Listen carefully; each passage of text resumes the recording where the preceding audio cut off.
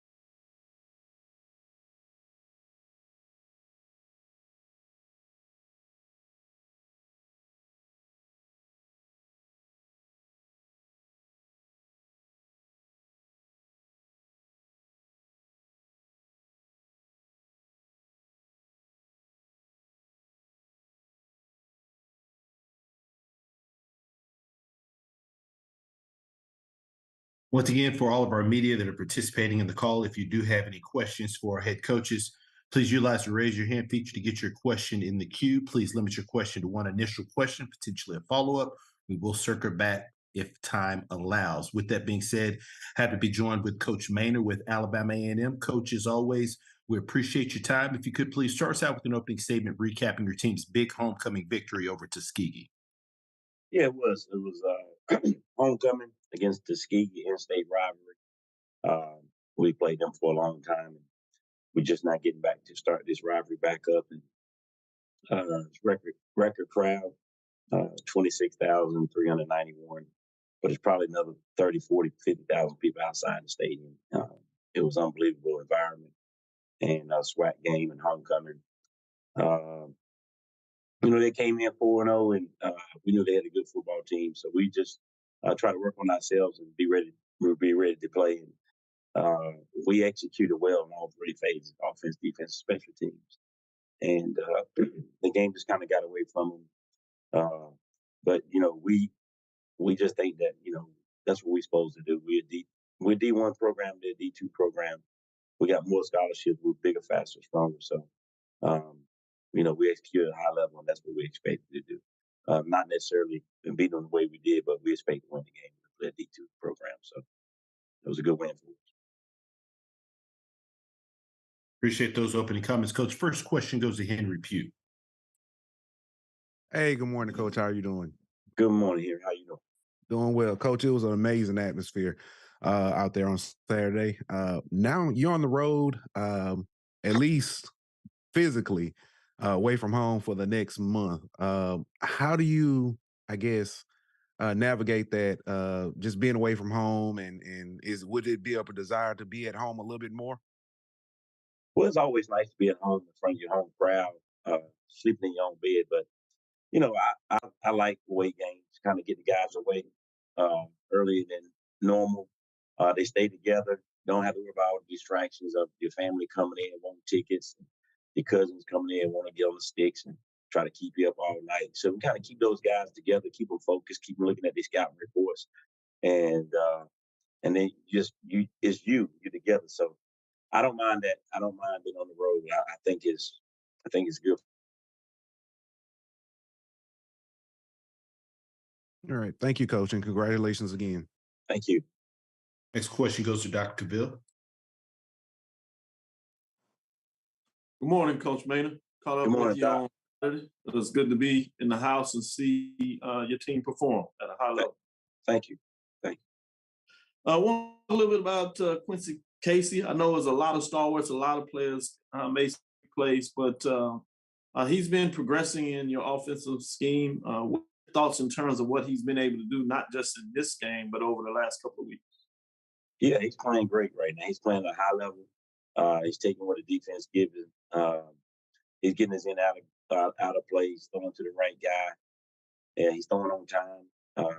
So he's doing all the little things that good quarterbacks has to do. And as you can see, he put up good numbers the last 2 weeks by doing that. So as long as he can continue to play one play at a time, take what defense gives him, he's going to continue to play well, and we look forward to it.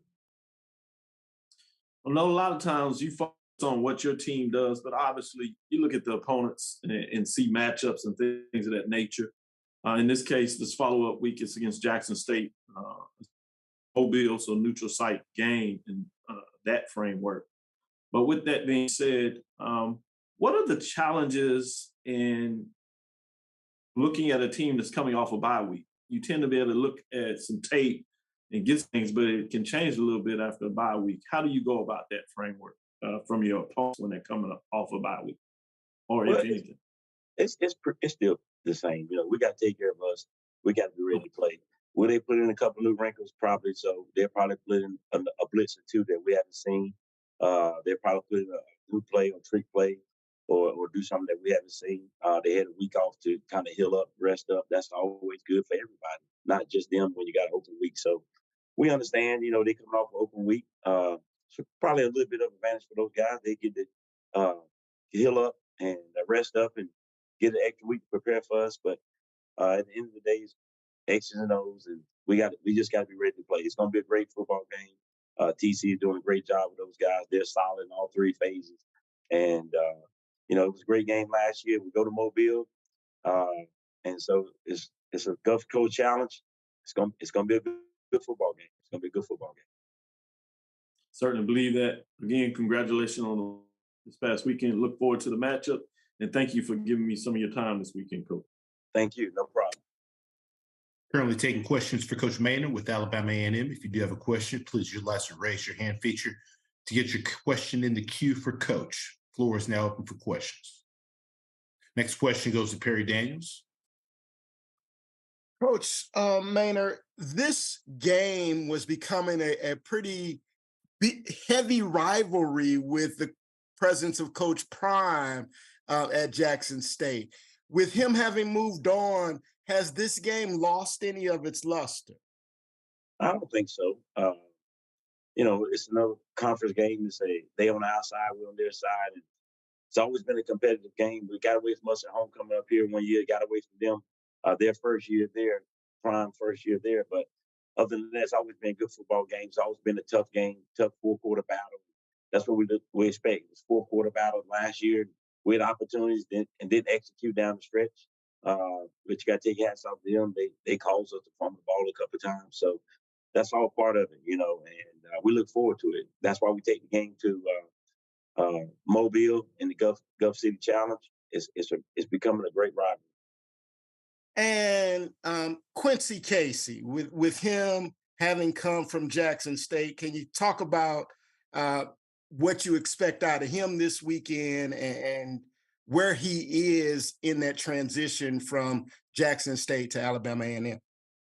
I don't know 100% because I can't read minds, but he gonna want this game a little bit more than anybody else because he came from Jackson, and that's what I got to remind him of. That listen, yeah, I know it's Jackson, but it's the next game, it's the biggest game on the season because it's the next game, not because it's Jackson.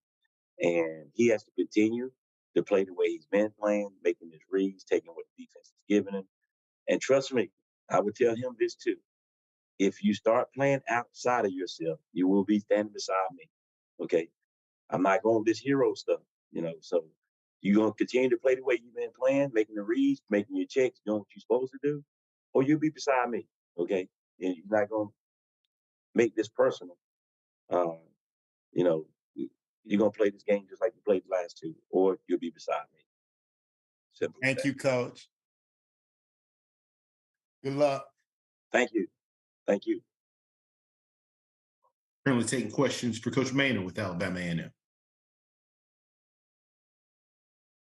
Next question goes to Keisha Kelly. Hey, Coach. Good morning. How are you? Hey, Keisha, I'm doing fine. How you doing? Good. I was in the building too, so congratulations on the big win. And like you said, you're preparing for the next opponent.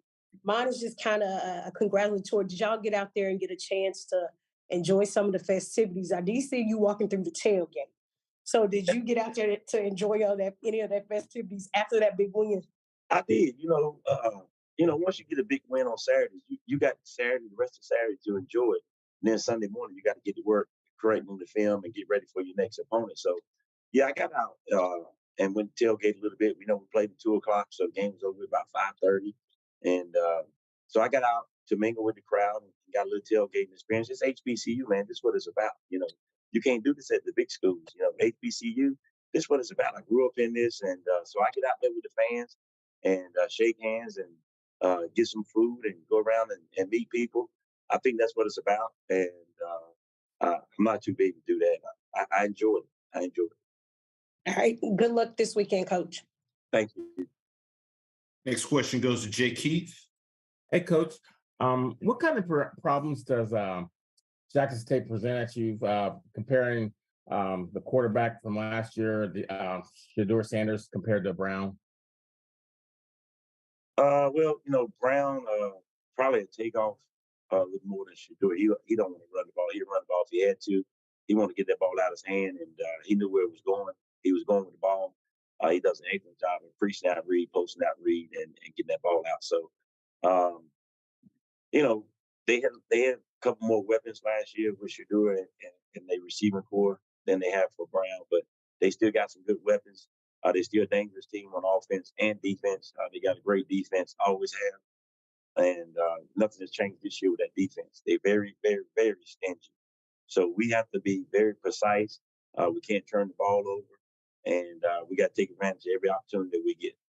And Coach, following up, do you plan to try to exploit their special teams because they've been a little weak this year on special teams?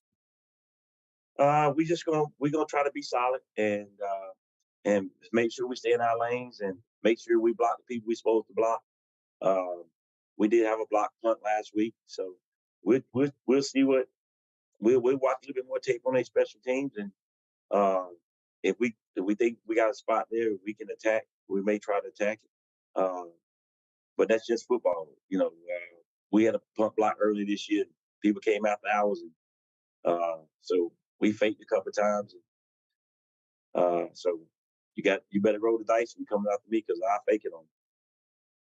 Thanks, Coach. You're welcome. Coach Maynor, as always, we appreciate your time. Good luck this weekend. Thank you. Thank you, Andrew. Yes, sir. Thank you. Next up, we'll go to Alabama State. Coach Robinson.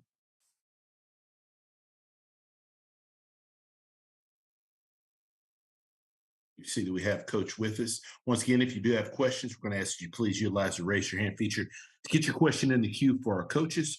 With that being said, happy to be joined by Coach Robinson with Alabama State. Coach, if you could please start us out with an opening statement recapping your team's most recent home outing versus Alcorn State. Yeah, good morning, everyone. Appreciate you guys all coming on. Had a great SWAC game at home. Had a great crowd. I think our crowd has been playing, showing up really well for us. I think the participation has been great. Urges on for a victory. We couldn't get it done. Fell short. We had a lot of opportunities. Game went into overtime. Braves made a field goal and we couldn't. So they kind of showed up like we expected they would. We knew Coach McNair had those guys playing hard for 4 quarters. Game went back and forth. A lot of close calls, a lot of coulda, shoulda, woulda. Had a late fumble that gave them a chance to kind of get back in the game, and they took advantage of those opportunities. Once the game went into overtime, we fell out a little short. So we just have to get everybody back, regroup, winning each day, get focused, and can't look at the coulda, shoulda, wouldas. What shoulda happened, happened. That's the message to the team. And now we got to learn how to close out games and get W's. Appreciate those comments, Coach Robinson. We'll now open it up for questions. If you do have a question, please utilize the raise your hand feature to get your question in the queue for Coach. First question goes to Dr. Cavill. Kenyatta Cavill. Dr. Cavill's inside the HBCU Sports Lab. Good morning, Coach Rob. Good morning. How's it going? Going pretty well. You talk about the back and forth of this game. You've had a couple of these close, tight-knit games, some that go in favor of the Hornets and others not. Just talk about the strength of the conference in regards to battling each week with close games that seem to go down the stretch. How do you continue to prepare your team to understand the need to finish plays such that you can come out on the top of things? Yeah, it's a lot of it is situational football. We spend a lot of time trying to figure out how to close out the half, close out the games. You do a lot of 2-minute drills in practice, a lot of situational stuff, a lot of 4-minute drills, learning how to protect the football. You just can't give up a fumble in that situation. We know the kids are trying hard. They're giving us great effort, and that's the biggest thing. I think it really just comes down to sharpening your pencil. From a mental aspect, you have to really finish it out. So we'll work on that this week in practice. The end of practice, that last period, we'll call them all up. Hey, man, this is the 4th quarter right here. So let's come here and simulate it. Let's make sure we don't have any mental mistakes. The effort's there. So now we just have to make sure that we're detailing all the things we're doing in those biggest part of the game. Next is a divisional matchup against Bethune-Cookman, coming into they're in a similar situation. What are your thoughts in terms of what they're doing on offense and how you look to exploit it if you can on your offensive schematic play? Yeah, I think with us, looking back at the Alcorn game, we had some chances. Aaron had a really good game against us, quarterback for Alcorn. He made some really big throws at the end. So I think we just have to tighten up our coverage. The pass rush got there at times, but other times it didn't. So just have a more consistent pass rush. Just tighten up what we have to do in the back end. So I think right now we just have to play, better Alabama State football. I think, Coach Woody has those guys coming off a bye week. So they'll be rested, ready to play. They'll probably have another scheme or two in there. But at the end of the day, once you line up there and start playing football, they'll know what we're going to do, and we're going to figure out what they're going to do. And then the kids just have to go out there and make the plays and just excel when the moments come. Thank you, Coach. Look forward to the matchup. Good luck. Appreciate it. Next question goes to Henry Pugh. Sorry about that. Good morning, Coach. How are you doing? Good morning. How's it going? Going well. I know when we spoke last week about the quarterback situation, you said that D. Davis still has a place in this offense.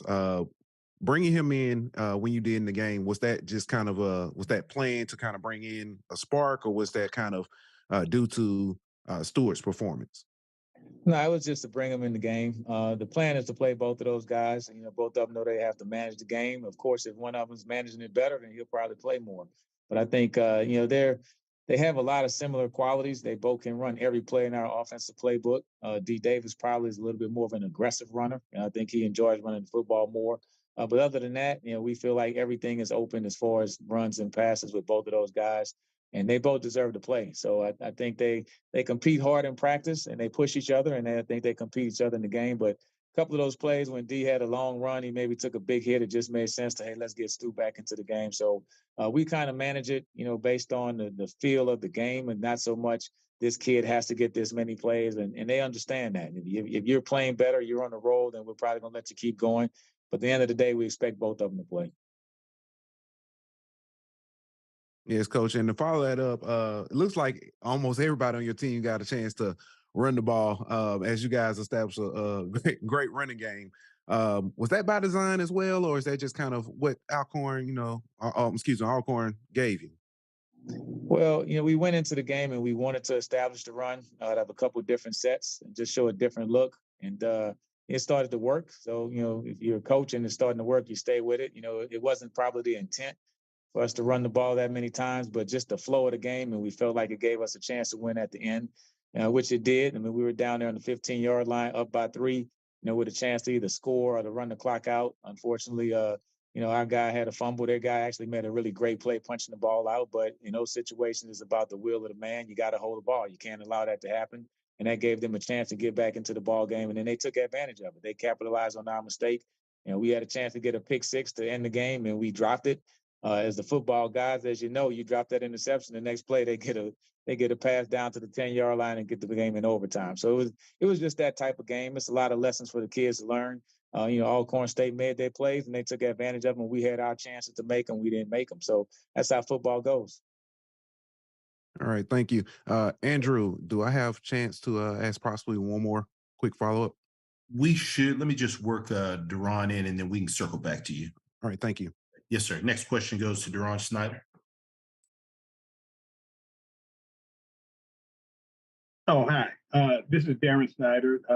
Coach, you mentioned something about mistakes, and I noticed that Bethune-Cookman is one of the least penalized teams in FCS. And we often hear about mistakes being linked to discipline. Can you say why is it that some teams are less penalized than others, and how that relates to discipline? Yeah, I think the discipline starts off the field. I mean, you have to be on time for our meetings, go to class, go to study hall, go to those type of things. And then that discipline off the field should carry over to on the field. So, I mean, that's one of the things we stress. This week we had 4 penalties at the end of the ball game. So I thought that was great. I mean, we want to keep it to 4 or less each game. If we can do that, it gives you a big chance to win. Next thing you want to do is don't turn the ball over, which is somewhat of a mental mistake also. But we had the 3 turnovers. So you have to play that good disciplined brand of football. And like you said, Coach Woody has those guys playing that disciplined brand of football. We want to bring that same thing to the table. Play hard, play fair. But at the end of the day, some fouls you just can't help, but you can't just have the silly penalties, which we did a better job of that this week.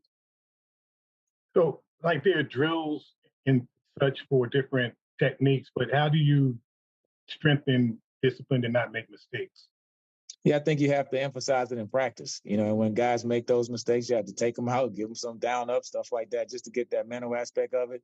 But the biggest thing for the holding, you have to teach them, hey, let's put your hands inside. You can't pull them back till you run your feet. A lot of it is just if the effort is there, then you can win on that aspect of it. Some of it is just the high energy and nature of a violent game where you may get a little bit outside yourself. And you can live with some of those if it's an aggressive foul and just, hey, it was one step away.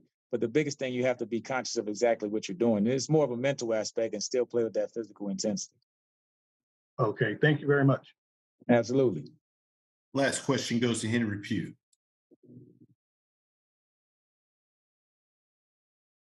Hey, Coach, I just want to circle back to special teams in the kicking game. Kickers are probably the most, it's probably one of the most mentally challenging positions because, you stand off by yourself most of the game, only need it maybe once or twice a game. And then if something happens, you're looked at. So how are you able to encourage your kicker through all of this? Because we know we talked about this week 1, he missed the 2 field goals then. So is this kind of a mechanical thing? Is this a mental thing, or what are we looking at with that one? Yeah, so I mean, I think he's a confident kid. You know, he kicked a lot of big kicks, won state championships down at Miami Central. So we know he can make big kicks. You know, his first kick was a 48-yarder in the Magic City Classic, and he made it. But it's not just the kicker. You know, it's the snapper, it's the holder, it's the kick. You know, one of them we had a bad hold with, which is a bad snap. So it's the whole operation. We'll do pressure kicks in practice. We'll get everybody surrounding them, jumping up and down, and squirt water on him and all those type of things. So you try to recreate the pressure in practice. You know, if he misses it, the whole team will run something extra. That way he can realize that he has to be there when the big game comes, when the big time comes. But, you know, kickers, I've never kicked in a college football game, so it's hard for me to tell him exactly how to do it. But from a pressure standpoint, I've been in pressure situations, and I can explain that to him. Right. Thank you, Coach, for your time. Appreciate it. Coach Robinson, as always, we appreciate your time. Look forward to speaking to you again next week. All right. Thank you, guys. Appreciate it. Thank you.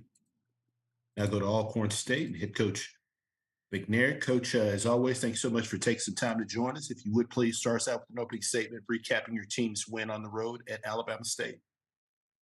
It was a great road trip for us. I thought that we did the necessary things to come out with a win. Coach Robinson had those guys ready to play football.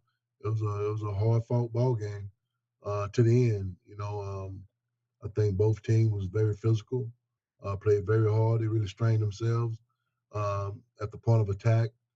You know, we had some turnovers there that we capitalized on in terms of what we had to do.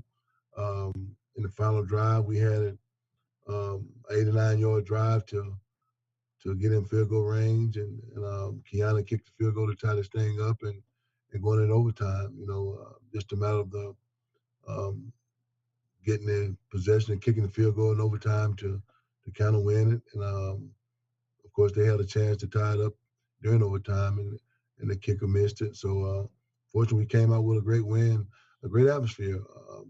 The crowd was phenomenal, man. It was a great place to play football. You know, other than that, you know, just good to have a victory in a SWAC game again. You know, both teams played very hard. Appreciate those opening comments, Coach. First question goes to Dr. Cavill. Kenyatta Cavill, Dr. Cavill's inside the HBCU Sports Lab. Good morning, Coach McNair. Good morning, Doc. Thank you. I want to talk a little bit back. He is in line as a candidate for our weekly Big Ben HBCU Football Player Award coming out of state of Texas, 6'1", 200-pound Missouri City, Texas, as you know. Had a big, in a lot of ways there, 32 for 46, 370, 2 touchdown interception, but he seems to be playing well, seems to be playing better in a lot of ways. What are your thoughts in terms of this play? Harriman's done a great job managing the offense, and you know, that thing that we look for. You know, he's grown up since last year when he first became a starter last year. You know, he made that giant step for us to be able to run his offense the way we need to be run, and he's playing flawless, taking care of the football. I know he had an interception during the course of the game this past week, but other than that, I think he's been taking care of the football well, doing the job that we asked him to do. Just manage the game, you know, convert on third downs is the biggest thing, you know, not taking sacks. So that those things like that, the little things that really help a quarterback manage a football game. He's doing those things very well for his offense. I imagine at the end of the day, the most important thing is about getting the W. As you move forward in terms of next week's game against Grambling, can you talk a little bit about seeking to try to get your run game going in some aspects over the last couple of weeks? It's probably not been where you would want it. Can you talk about what you want to see moving forward, particularly in that matchup against Grambling? Well, we know everybody's going to try to stack the box against us and try to stop Howard from running the football and McDowell. So, you know, it's good to have a good passing game to complement that in terms of what we do offensively. So we can't establish a running game. We have to. I know a lot of people start dropping 8 on us and then think we can pass the ball and not run the ball. So we're going to get better at that this week. It's all won in the trenches, but it's offensive defense, you know. So just got to line up and do a better job up front, creating space for our running back. So we're capable of it. But I think whatever the team present to us, we have to be able to take advantage of it. I think that we're doing a great job of taking advantage of the things that the team give us, whether it's run or pass. So, good thing we can catch the ball out of the backfield as a running back, do those things that necessary to create first downs and moving the chain. So being prepared to do all that kind of stuff, it kind of helps us out either way, whether we be able to run the ball or whether we be able to pass the ball. So it's always good to be kind of balanced, keep team off guard and doing both of the things that makes this team better. Thank you, Coach. Good luck this weekend. Look forward to the matchup. Thank you, sir. Next question goes to Perry Daniels. Hey, Coach. A 3-point loss last week at home and a 3-point win on the road this week. Does that say more about your team or more about the conference? It's a good conference, man. I tell you, I mean, this conference has gotten better each and every year I've been in it. Since I became head coach in 2016, I think with the way the conference has been expanding and the way the conference is being played, it's a great league for us, man, and well balanced. Each and every weekend you have to come out and play football. You can't go on the calendar and mark a W. Because these teams are playing very hard, got great coaches in this conference as well, and these coaches going out recruiting the best kids to fit their program as well. So when you talk about this conference, one elite conference, and what we're doing in terms of this conference, it's great football in this conference. And each and every week you got to come prepared to play and lace up your cleats and get ready to dig in. Well, you talk about great coaches and balanced. How do you prepare for a Hugh Jackson-led Grambling team that had a very balanced game against Prairie View this past weekend? Well, we got to look at the things we do offensive, defensively, and kind of see what they're doing schematically over there in their running game. We got a good running game. And of course, Crowler's playing very well as a quarterback, so they well balanced. We just got to be able to make adjustments and get them off their platform to do other things they're not used to doing. So take away the things they do great in terms of offensive, defensive. So I know Coach Thornton, he's a great defensive coordinator, a great play caller. So we got to be prepared offensively for the things he's going to have for us defensively. So they're a well-balanced team. So we got to take care of what we need to take care of as Alcorn Braves to kind of put them off their platform. Thank you, Coach. Good luck. Thank you, sir. Currently taking questions for Coach McNair, Alcorn State. If you do have a question, please utilize the raise your hand feature to get your question in the queue for Coach. Floor is now open for questions. Any final questions for Coach? Coach McNair, as always, we appreciate your time. Look forward to speaking to you again next week. All right, thank you, guys. Thank you. All right, we're a few minutes ahead of schedule. We'll be back at 10:35, approximately 2 minutes with Coach Woody with Bethune-Cookman. Thank you for your patience.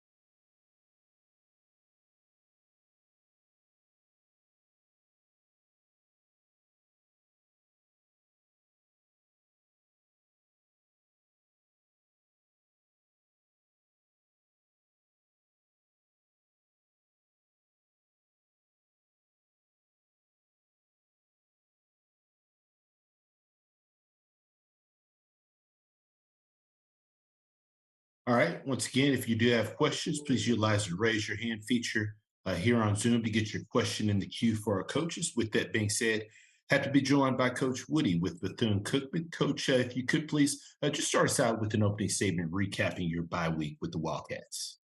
Well, I had a great opportunity with the coaches and the guys, just pretty much self-scouting, obviously doing, bye week, the first thing, obviously, you would like to do is just find out some of the things that you're doing well and some of the things that you need to improve on. So that was, a good situation to go and evaluate all aspects of the game.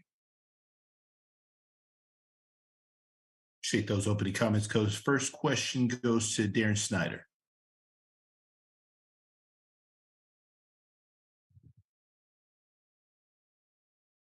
Yes, good morning, Coach Woody. I was noticing in the national rankings, Bethune is one of the least penalized teams in the country at the FCS level. How do you get your guys to be so disciplined in that area? What types of things do you do to work on that?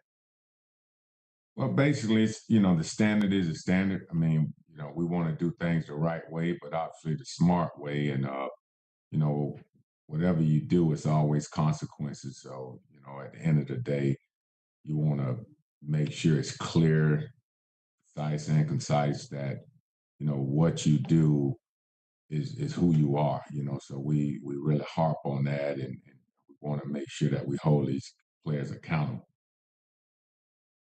Also, you've had a couple of games against FBS schools and one against Savannah. In your game against Jackson, very competitive game quote unquote at your level, at the FCS level.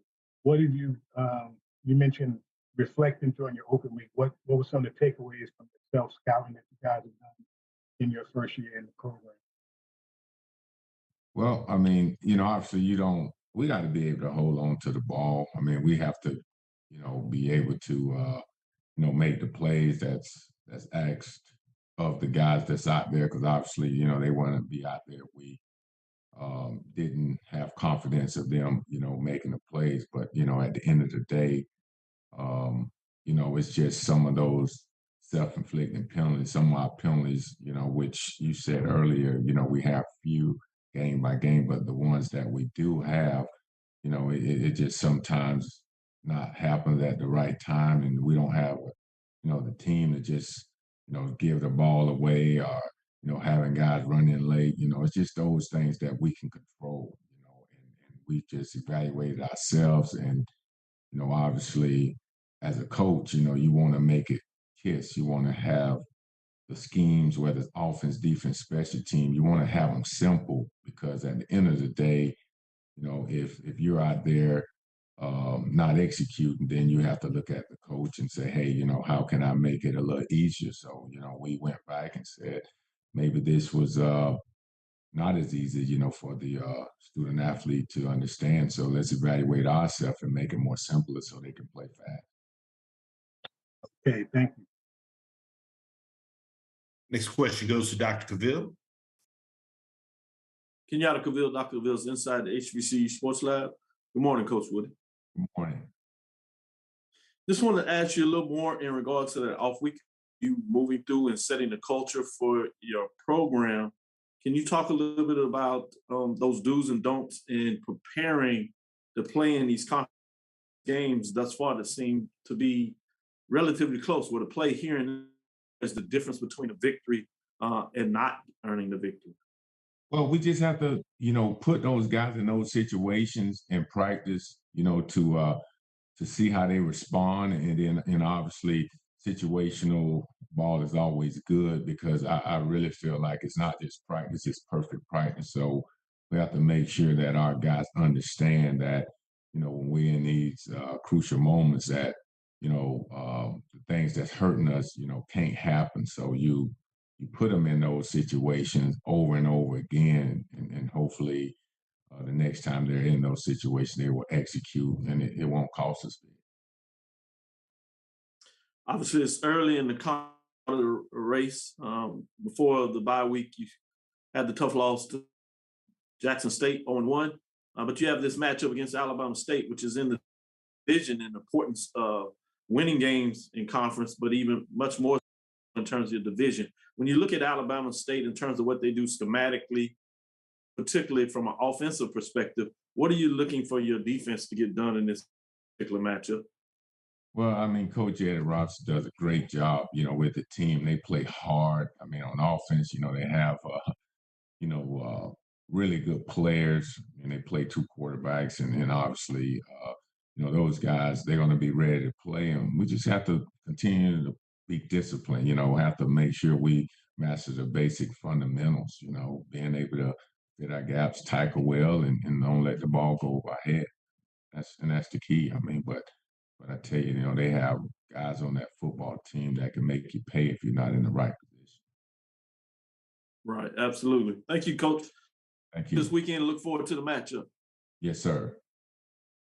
Take care. We'll take questions for Coach Woody with Bethune-Cookman. If you do have a question, please utilize your raise your hand feature to get your question in the queue for Coach. Floor is open for questions. Any final questions for Coach? Coach, as always, we appreciate your time. We look forward to speaking to you again next week. Yes, sir. It's a pleasure being on. Thank you. Thank you. All right, we are a few minutes ahead of schedule. We will be back at 10:45 with our next coach. Thank you for your patience. We'll be back momentarily.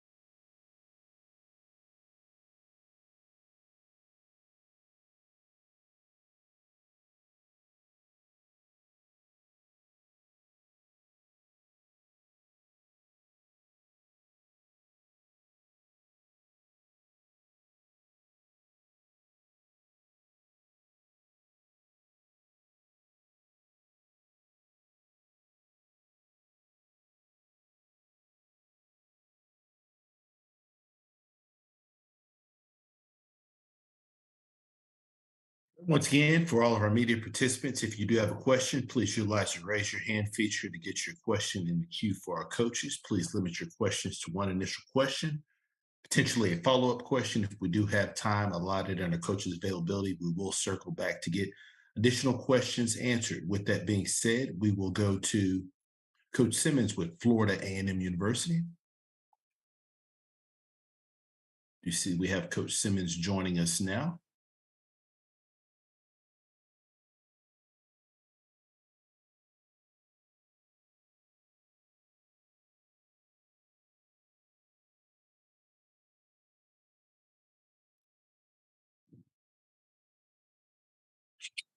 All right, you see, we have Coach Simmons there with us once again. For our media, please use the raise your hand feature to get your question in the queue for our coaches. With that being said, happy to be joined by Coach Simmons with Florida A&M. Coach, thank you so much for taking some time to join us. If you could please start us out with an opening statement recapping your team's most recent road win at Mississippi Valley State. Yeah, definitely. The hard fought game, obviously. Talked about it last week. It'll be, as always, a tough place to play. And for the first half, that showed.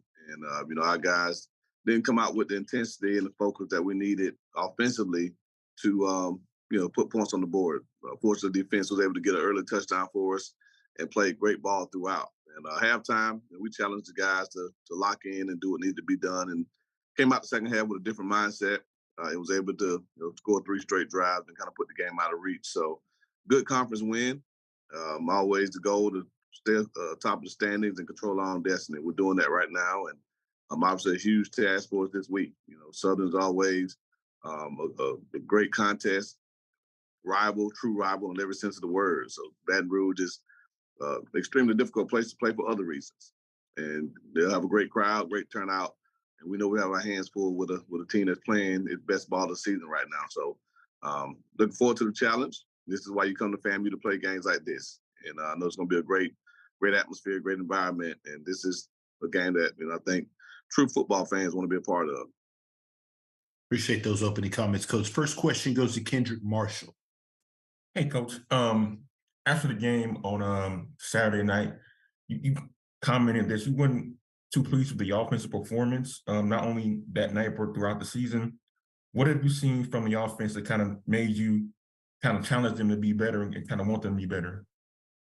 Well, just the relentless mindset that it takes to be a dominant offense. We're trying to match the intensity of our defense, and those guys come to work every day. They don't complain. They practice through injury. They do all the things that it takes to be dominant, and it's showing up in how they're performing. Offensively, we need better leadership. We need more consistency from the top down. Everybody looks at Moose as the leader, but it takes more than just a quarterback. So we need everyone involved to understand the expectations of what it takes to be a successful unit. And once we're able to do that, I think we can have the success that we envision, because we have the talent, but we've been saying it from the beginning, talent's not enough, and we got to clean up some other areas to reach our full potential. Okay.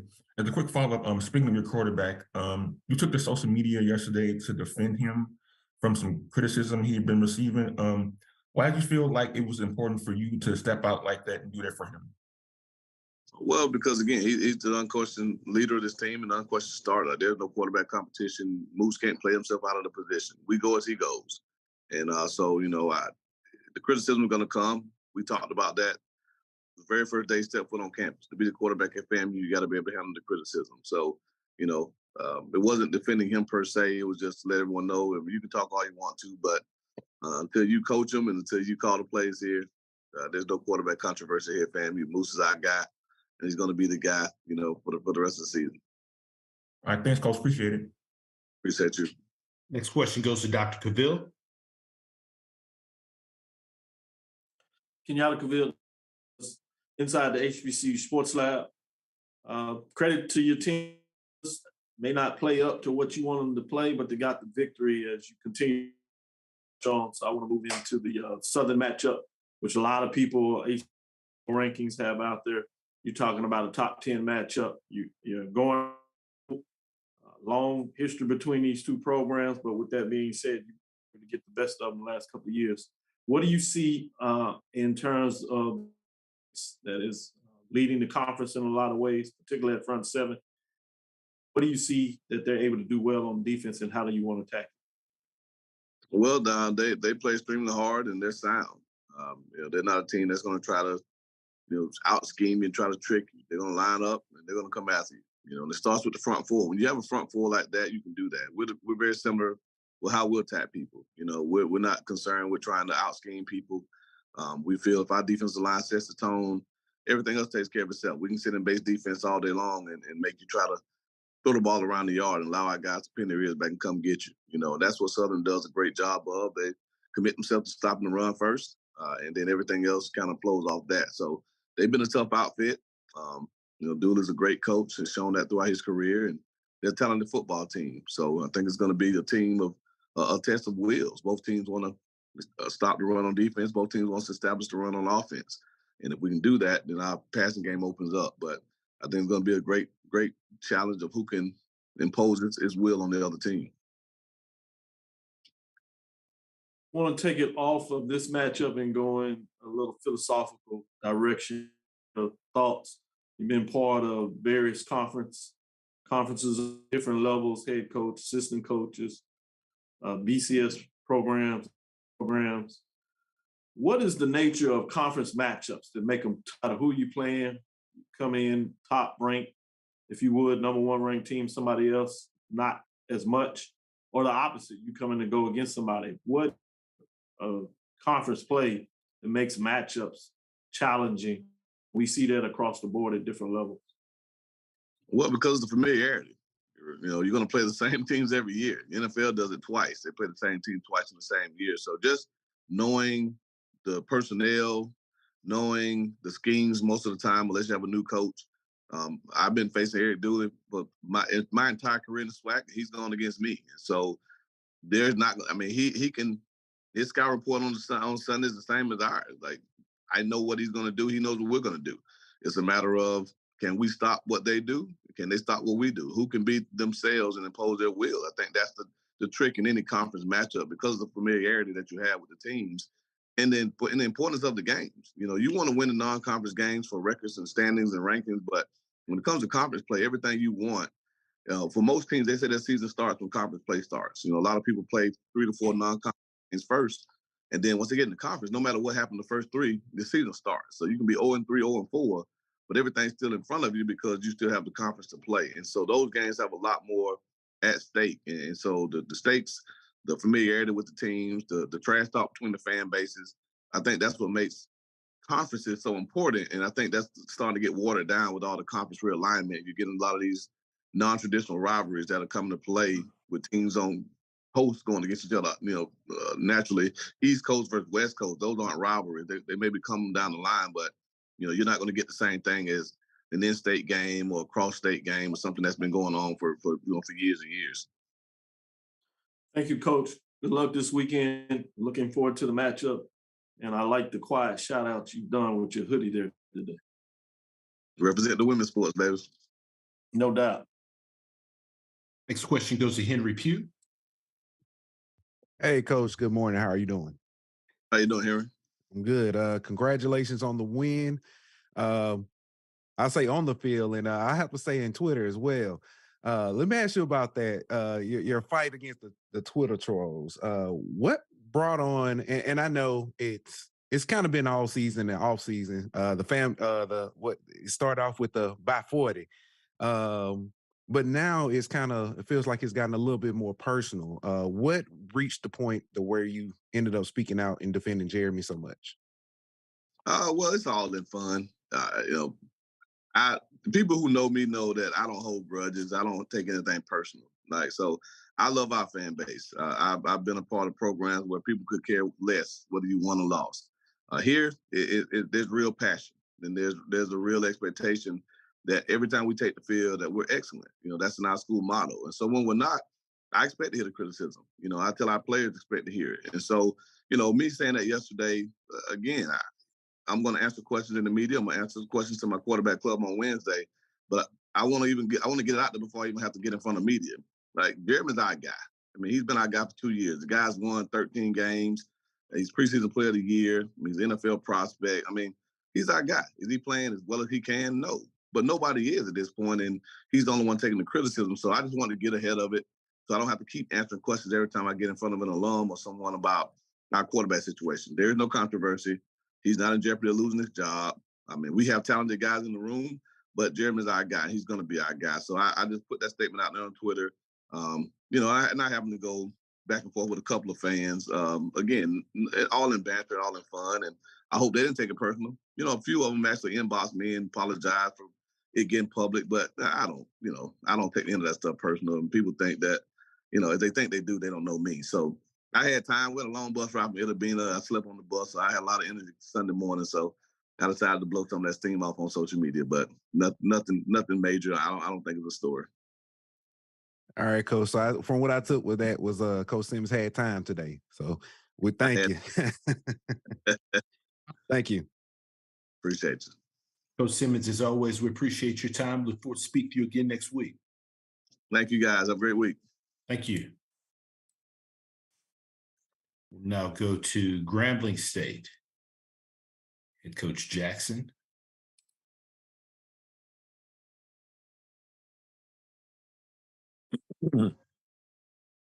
How you guys doing? Doing great, Coach. As always, sincerely appreciate you take some time out of your schedule to join us. Coach, if you could please start us out with an opening statement recapping your team's most recent victory at the State Fair Classic over Prairie View A&M. Yes, sir. We were very excited to play in the game, State Fair Classic. Obviously, it's a big game. We were very fortunate to win the game, to end the losing streak of 5 years. Our players are excited. Our fan base is excited. Our team is working extremely hard. We know we got a long journey the rest of this season, but that was a great win for us. Appreciate those opening comments, Coach. First question goes to Dr. Cavill.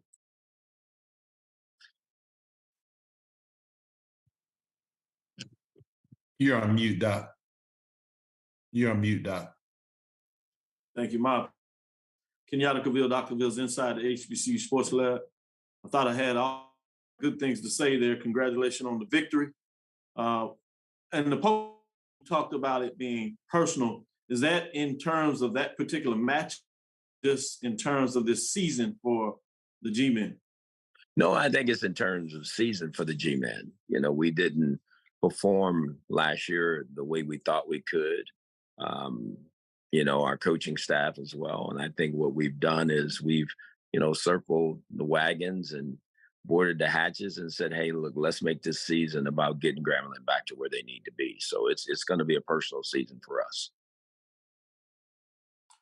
Offensively, it seems like pretty much all season you've been able to be very in terms of balance, being able to get it done in the air, being able to pass, getting it done on the ground, running the ball. But people may have had about the defense, but over the last couple of weeks, the defense seems to be playing better. Well, what are your thoughts going into this Alcorn game? You had road and you want to continue the momentum, obviously in a conference game and division showdown as well. Oh, absolutely. It's a big game. Obviously, it's the next one on the schedule for this Alcorn. It's their homecoming. They had a big win this past week. We want to keep our momentum going. We understand the opponent. It's going to be a tough fight, tough game. But we're going in there with the intentions to go win the game. Thank you, Coach.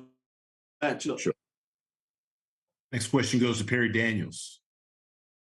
Coach, congratulations on the victory. You threw the ball 41 times, you ran it 40 times. Talk about the importance of having a balanced attack in games. I think it's really important. I think that's how you win. I think that's really the formula for winning. And we understand sometimes you're going to be a little bit more or less in some area. But if you can be balanced and run the ball and get production and throw the football and get production, you have a chance to be a really good offensive football team. I think we're just starting to hit our stride. I think there's a lot more out there that we can do as an offensive football team. But at the same time, I think the pieces, they're really starting to come together and play well. And it's all led by our quarterback. He's done a tremendous job. Well, let's talk about your offensive line and how that has progressed since you arrived on campus there, and talk about the reason behind their development. Well, I think when you look at it, we understand that's the key to it. You got to be pretty good up front. We've been very fortunate in 5 games, only have 4 sacks. Those guys have done a really good job run blocking. They've done a great job pass protecting. And it starts with, one, how we go about putting our guys in position and the coaching of the position. Coach Valdez has done a really good job with our offensive line. Coach Hall has really crafted a really good plan for those guys to give them a chance to be successful. Thank you, Coach. Good luck this week. Thank you. Next question goes to Charles Bishop. Coach Jackson, how are you doing? Good. Congratulations on the victory. I wanted to ask this question. What has been the secret to your success this season, especially scoring in the red zone? You guys, 94% scoring in the red zone with 15 touchdowns. Even this game, you were 6 of 6 in the red zone. So curious as to what has been the secret to the sauce. No, I just think it's how we plan it. It's how we go about it. That's a staff thing.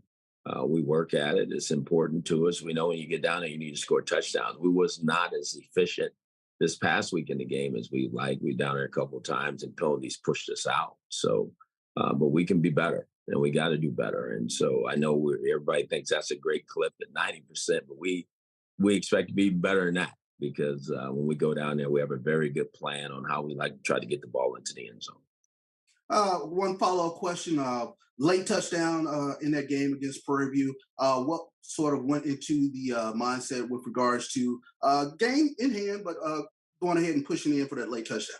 I think it's important that you let your players play, and we just ran a basic football play. I mean, it was going to be the end of the game, and we ended up scoring. It had no other meaning to it other than that. It's just line up and snap the ball and want the quarterback to have to take a knee or anything like that. It's just hand it off and see what happens, and it led to a score. Sure thing. Thank you, Coach. Sure. Next question goes to Henry Pugh. Good morning, Coach Jackson, and congratulations on the big win. Thank you. Coach, we talked previously, felt like the one thing about your team that wasn't right was the defense. Something's clicked. Something's clicked, and that defense is rolling now. Is there something behind that as far as a scheme change, or is just light switch go off? Maybe it's more light switch. I think we're a lot of good football players over there. When you talk about Lewis Matthews and Sonny Anderson, those guys understand that's not the type of defense we wanted to play. They needed to step up and start playing some good football. And so I think we've improved over the last couple of weeks. I still think there's a lot more improvement to do. The key to this thing, as you guys all know, is to keep getting better as the season goes on. And so our guys are working at it. We're trying to emphasize everything that we think that we need to get better at, and we're going to continue to do so. And Coach, follow up, you've taken a lot of criticism just in your first two years here about what I guess the expectations. Have you started sending out addresses for those apology letters to come in? No receipts have been taken. I get it when the National Football League coach comes into the conference. They think, you got all the secret sauce. But in order to do that, you got to have the right players. It's still about building a program, and that's going to have sustainable winning. And so it took us a little bit, but I understand everybody wants winning right now. I do too. But at the same time, there's a way that you have to do it. You can't shortcut anything because then it won't be sustainable. So hopefully the people are starting to see that we're getting there at a high rate. And, it's going to be exciting down the stretch here. Thank you, Coach, and good luck on your next one. Thank you. We've got time for one last question for Coach Jackson with Grambling State. All right, last question goes to Kendrick Marshall. Hey, Coach, you talked about the process in which it takes to build a team. Coming into this season and through the first kind of like 5 games or so, what have you seen differences between this bunch you have this year and what you worked with last year in terms of getting to that point where you guys want to be? Well, this is more my team. When I first got here, there was a lot of, student athletes that were still here, and I didn't think it was right to run people out of here that way. I just didn't look at it like that. There's young men on scholarship with aspirations and goals. And I thought it was important that I understood the lay of the land first and foremost, understand the conference better and what we needed to do. whether right or wrong, that's a decision I made. But after last season, we started really recruiting to our profile and what we're looking for at all the different positions. We were able to accomplish that. And I think we're seeing the fruit of that happening. And you got to go get people that you want to align with. And I think we all understand that. But sometimes that takes time. There's more to it than just, throwing everybody out. At the end of the day, everybody wants winning, but I think everybody does it a little bit different. And I made that choice and decision. And last year was last year. And I think people see the changes we've made this year. Just a quick follow-up, Coach. You guys have #1 offense in the SWAC. You lead the SWAC West. Are you surprised of the progress so far, being that Miles Crawley, a transfer quarterback, is in his first year under your system? No, I'm not surprised at anything we're doing. If anything, I want more. I expect more. I expect more from our offense. I expect more from our defense and our special teams unit. I think we're just scratching the surface on how good we can be, but I think there's a lot of work ahead in order to get there. Thank you. Coach Jackson, as always, we appreciate your time. We look forward to speaking to you again next week. Thank you. Thank you. All right. Bye-bye. We'll now go to Arkansas Pine Bluff and head coach Hampton. You see that we have Coach there with us. Coach Hampton, as always, sir, we sincerely appreciate you taking some time out of your schedule to join us. Coach, if you would please start us out with an opening statement recapping your team's most recent home outing versus Southern. Yeah, obviously, we didn't play as well as we wanted to. Southern had a lot to do with that. Kids came out, first drive, got a big interception. We've done that 3 of the last 4 weeks, get the turnover, and obviously we didn't do nothing with it on offense. And we knew they had a good defense coming in the game, and, they made it pretty tough on us. 6 sacks. A lot of it, these guys just didn't do what they need to do, but we got to put them in better positions as well. So hats off to Coach Dooley and Coach Miller. Those guys had them ready. So, we'll take this week and bye week and get ready and get prepared for Mississippi Valley. Appreciate those opening comments. Coach, first question goes to Tanner Spearman. Hey, Coach. So bye week coming up for you guys, 2 weeks to get ready for that next game. What do you hope most to get accomplished this week with the open date? The work. We got to go to work. I mean, obviously, like today is Monday, so it's academic Monday. We'll make sure kids are going to class, doing what they're supposed to do. Just like everybody said, it's the little things, man. And when you're building a program, getting guys to buy in and do things of that nature. Then tomorrow we'll come out to practice, a normal practice. We'll be in pads, and we just got to get fundamentally better. And that's just the little things that's holding us back. And so as a staff, that's the thing that's going to focus on this week and focus on us. And then obviously you'll watch some film of Mississippi Valley and then kind of go from there.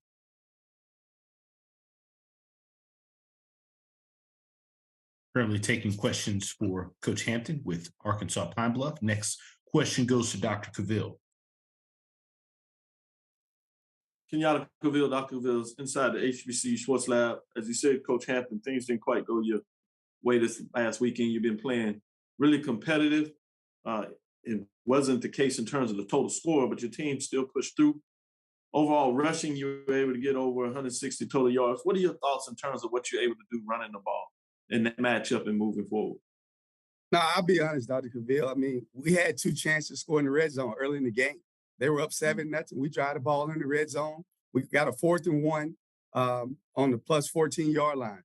The hold is there. The running back falls over his own feet. And I mean, I'm frustrated about that. I mean, obviously, we've been able to run the football. Coach Miller, they did a good job.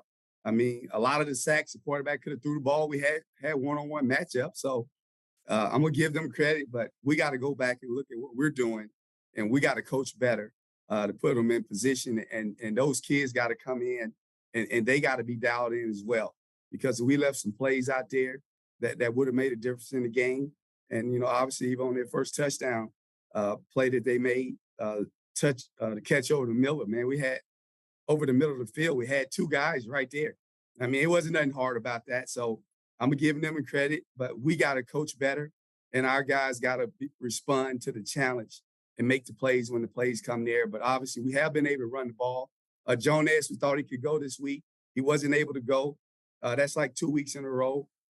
Starting running back hadn't been able to play, but obviously, man, the next guy up mentality. We just got to continue to keep pushing forward. And man, we know what the program is going to be right now. And like you said, we've been competitive in every game.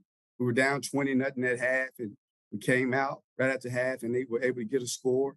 And that was just because one guy didn't get in his gap. So those are the kind of things that's holding us back. And but we've been able to run the football, and we'll continue to just got to work at it this week and get ready to go in a couple weeks.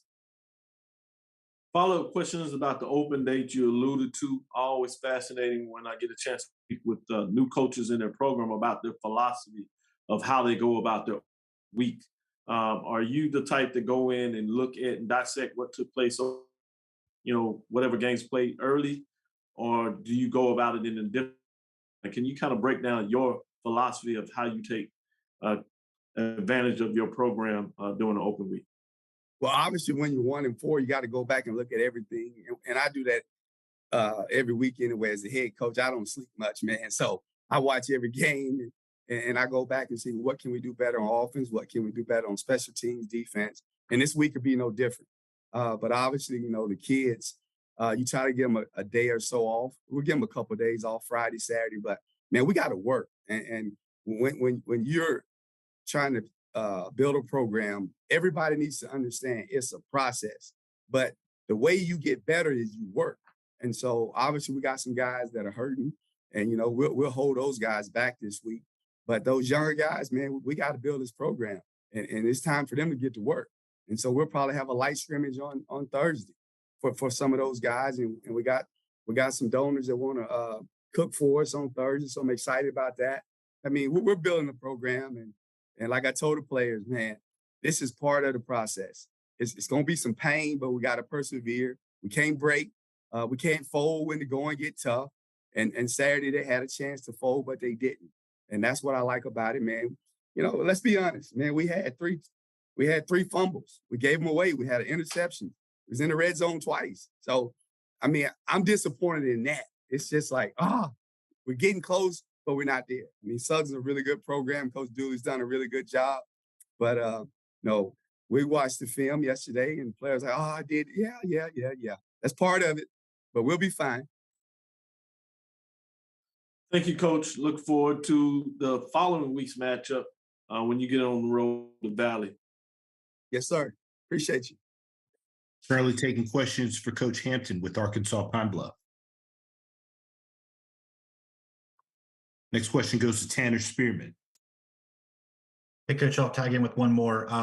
About halfway through your first season as a head coach, and you got 5 games behind you, 6 still to go. If we put the results aside for just a moment, talk about Sunday through Friday. What's that experience been like for you as a head coach so far? Just being with these guys in the locker room, on the practice field, and being able to lead them out every Saturday. I mean, that's been fabulous. I mean, I enjoy every single day.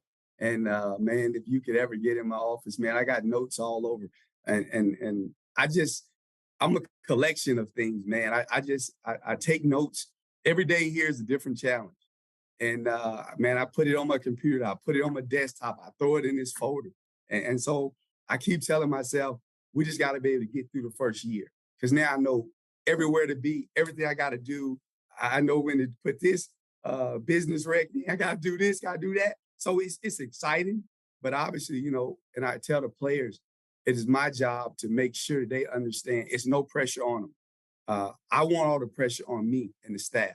I want you guys to go out and have fun. I want you guys to go out there, go to class and make good grades, be great in the community. Let me worry about all the other stuff. And so it's been fun from that perspective. And people say, Coach, you're always smiling. Man, I'm never not going to smile. Like, I haven't had a bad day. I'm not going to have a bad day. Now, I get disappointed when I don't win because I know the work that we put in as coaches, but that's every coach on this call. But I'm never going to be discouraged. Like, I know who holds my tomorrow. You can't get me with that. I mean, that scoreboard, yes, I'm judged based off that scoreboard, but man, I've already won in life. So you can't get me with that. So I'm going to wake up every morning smiling, motivated, and trying to get these kids to understand that we're going to be good. But in order to be good, you got to work. And that's where we are with this program. Everybody that touched this program, from administration, from support staff to faculty, it's work to be done. And if we continue to just stay arm in arm, one team, one roar. Then the Golden Lions will eventually get where we want to go. I just heard Coach Hugh Jackson, man.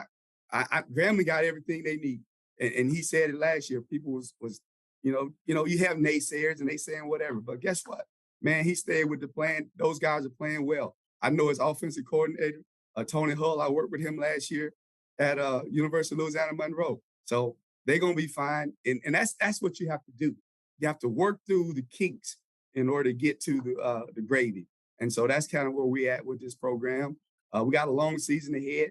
Hey, break came at the perfect time, and we're going back and we're watching all the film and getting all the good and the bad, making cut-ups, and just showing our players, man, if you do this, this is going to happen. If you do this, this is what's going to happen, good and bad. So we're excited about where we're headed. Thanks, Coach. Thank Coach you. Hampton, as always, we sincerely appreciate your time. Look forward to speaking to you again next week. All right, man. Y'all be blessed. Thank you. Next up, we go to Mississippi Valley State. Head coach Kendrick Wade. Coach, as always, first and foremost, thank you for taking some time out of your schedule to join us. Coach, if you could please start us out with an opening statement recapping your team's most recent home outing versus Florida A&M. Yes, sir. First of all, good morning to everybody. We fought well first half, played pretty hard for 30 minutes. Had a big momentum change right before the half, and we never got back to where we needed to after that. It's kind of part of the process of taking over a program like this.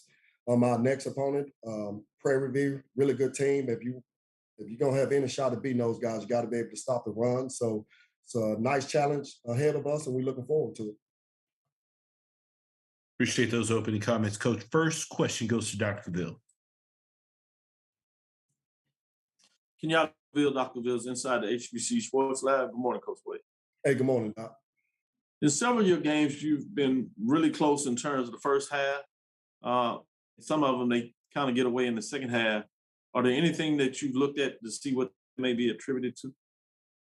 Well, we're looking at everything. We're looking at how we practice. As coaches, we have to evaluate everything that we do because it's been consistent. I think part of it is, like I said, we hadn't had a lot of success around here. So when you take over a program like this, most of our games in the first half have been close. And you can talk about not watching the scoreboard and not doing those things, but when you hadn't had a lot of success, I think naturally you start to look at the scoreboard and look at the game is close, opposed to just doing the small things that you need to do each and every play to kind of, get you to where you need to be at the end of the fourth quarter when there's all zeros on the clock. But like I said, we're looking at everything. We evaluate in practice. Are we doing too much? Are we not doing enough? Are we doing too much on the front end of practice, not doing enough on the back end? So we evaluating everything. And, we got to come up with a solution to be able to finish these games. Follow-up question as you talk about going into Prairie View, find a way to stop the run. Valley over the last couple of years has had success about being the Prairie View killer, obviously in a lot of ways. Prior to becoming the head coach, is there anything that you want to get across to your team to not look back at that, or is that something that can be a positive for in terms of looking at the ability to play in this matchup to get the W? Just day-to-day process for us. So like I said, we're not going to come in with a different message than we did the previous 4 games. But that being said, psychologically, I think there is a point to be made, to where we're able to say that we have had some success against this team. Maybe if we start fast, maybe we create some doubt in their mind, just really trying to get our guys kind of in a positive mind frame. But it'll be the same. To answer your question, it'll pretty much be the same. Let's come in, let's work hard, let's do what we need to do each and every day. And Saturday, it'll take care of itself. Because what happened prior to us being here, it doesn't matter whether it was good, bad, or indifferent. We just got to stay true to who we are, what we do. That's fair. I know there's a tricky insight there. I appreciate your candor on that. Thanks, Coach. Yes, sir. Next question goes to Charles Bishop. Coach Wade, how are you doing? Hey, Charles, how you doing, man? Let me ask this question. Although the success hasn't come in terms of the wins for this program, what are sort of the incremental positives that you've seen here in your first year with Valley? Man, you got kids that keep fighting. If you got some kids that's going to keep fighting, that's going to give you a chance, So guys are not given up and they still believe. And, after the game Saturday, we asked guys, who still believe? And guys raised their hand and we made them stand up and say, why do you believe? We 0-4. We just lost our first home opener, first SWAC game. Why do you believe? So having guys be able to articulate those things gives us some insight and really just some motivation and inspiration to say that, you know what? We still got a shot because these kids believe. And, we, like I said, we're on the right path. There are a lot of small things that happen throughout the game, some positives that we see that we try to use each and every week as we continue to build this program. And we're doing it the right way. There was a guy got suspended who was a starter. He was late for pregame meal. He got suspended. And a lot of what we wanted to do offensively was based around him, but he didn't play, because we're going to do things the right way. So we're not skipping any steps just to try to rush to have some success. We're just going to do it the right way around here. Sure thing. Appreciate that, Coach. Yes, sir. Currently taking questions for Coach Wade with Mississippi Valley State. Any final questions for Coach?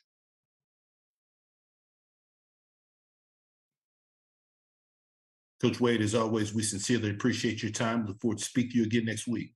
Yes, sir. Thank you, guys. Yes, sir. Thank you. We've got a few minutes before we will be joined by Coach McDowell with Prairie View A&M at approximately 11:25 Central. Thank you for your patience.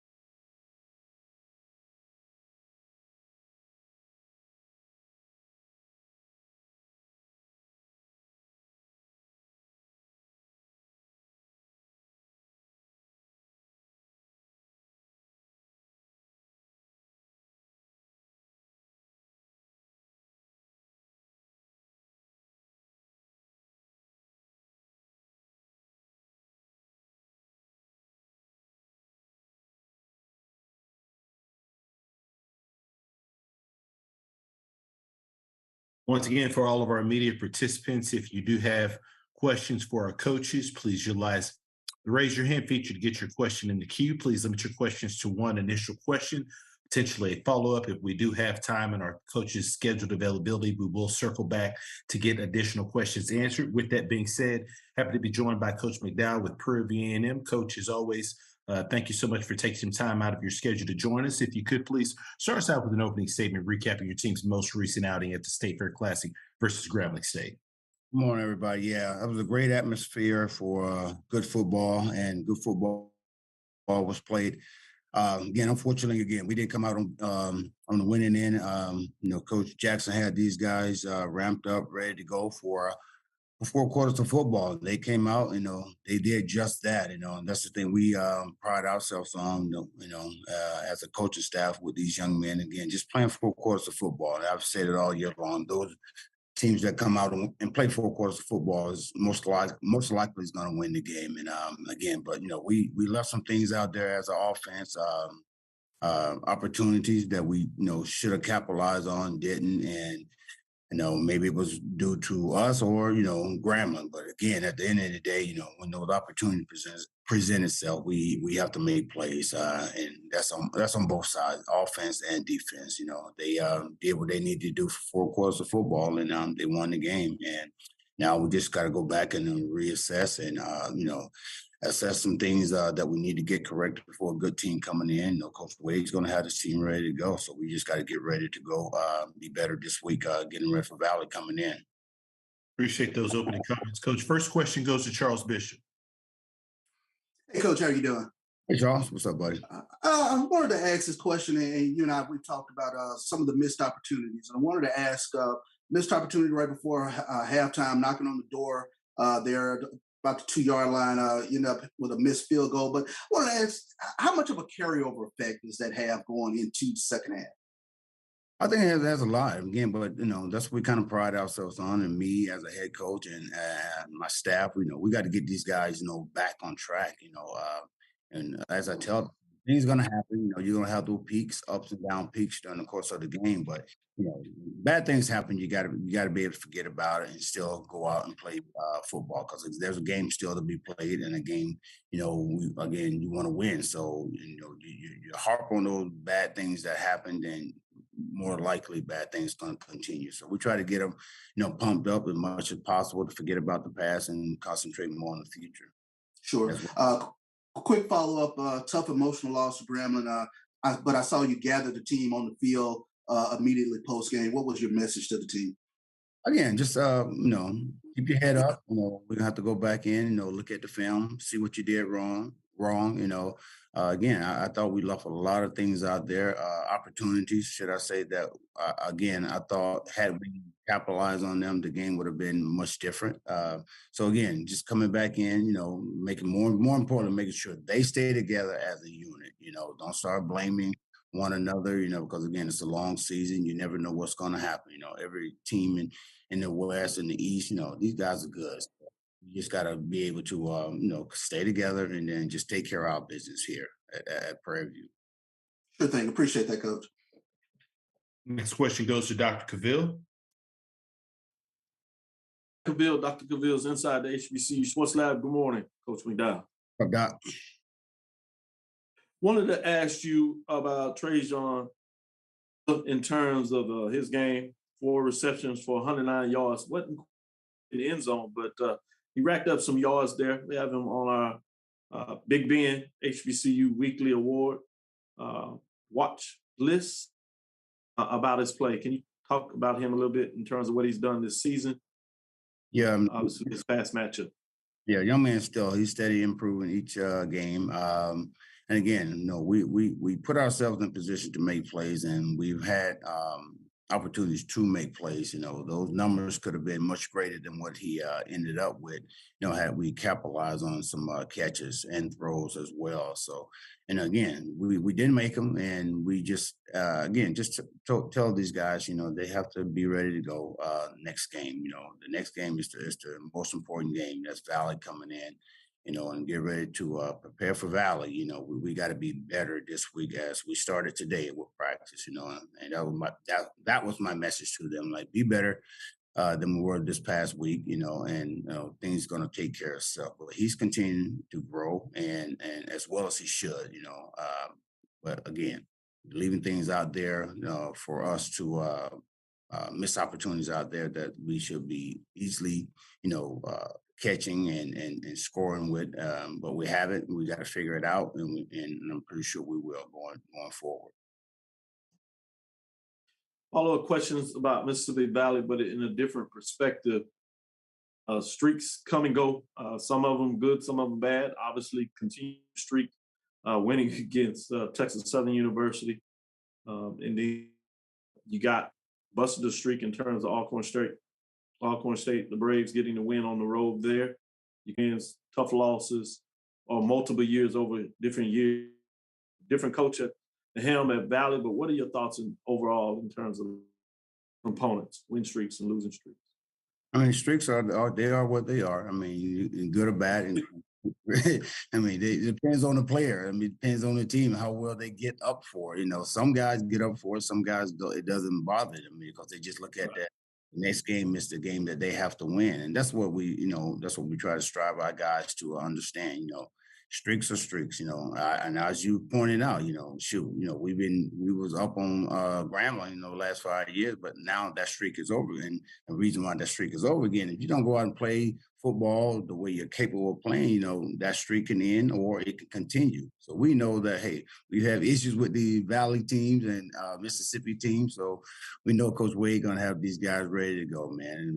And as I said all year long, guys, we got some great coaches. You hear other coaches talk about, in the SWAC, from both sides. And you just never know what team is going to show up. But again, in order for you to be successful as a team, you got to go out and prepare yourself each week, to play this team like a championship team, man. Because again, they can come in and win at any time. And shoot, as we did, we went and won against Alcorn. So, we got to be able to just take care of ourselves, take care of business like we're capable of doing, and we're going to be okay. Do not take anybody for granted because, again, if you do that, once again, you'll find yourself on that losing end.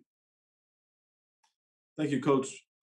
You're welcome, Doc. Andrew, do I have an opportunity for one follow-up question, quick question? Absolutely. Coach, want to follow up specifically on Valley. They've kind of started slow in terms of the ability to score, whether it's running the ball or through the air.